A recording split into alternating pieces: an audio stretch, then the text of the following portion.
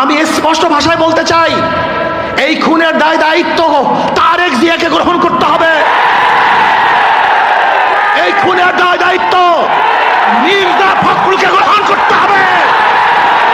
এই খুনের দায় দায়িত্ব বিএনপিকে গ্রহণ করতে হবে। এই খুনের দায় দায়িত্ব প্রত্যেক প্রশাসনকে গ্রহণ করতে হবে।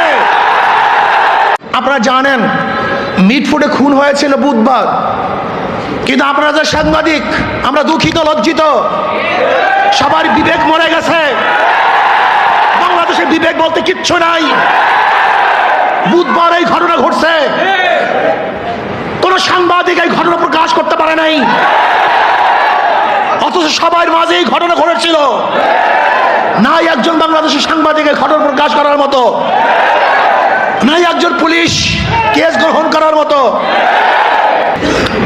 আজকে আমাদেরকে জিম্মি করে ফেলছে। দল এই খুনের দায় দায়িত্ব গ্রহণ করবে না। আমি স্পষ্ট ভাষায় বলতে চাই, এই খুনের দায় দায়িত্ব তারেক জিয়াকে গ্রহণ করতে হবে।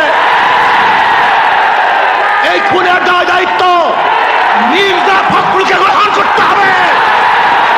এই খুনের দায় দায়িত্ব বিএনপিকে গ্রহণ করতে হবে।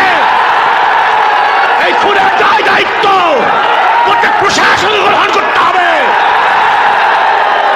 আমি মনে করি অবৈধ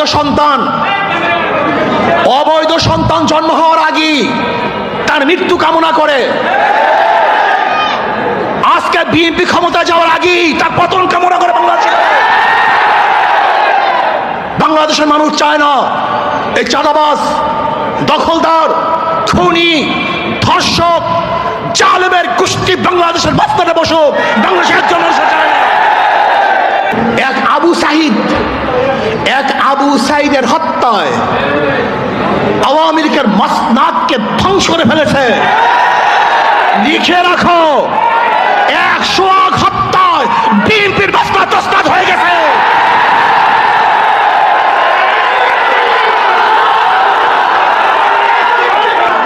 শোনো, তোমরা ভেবেছ গুম হত্যা মামলা বিএনপি ক্ষমতায় আসবে, এই ভয়ে তোমার সামনে সামনে মাথা নত করবে।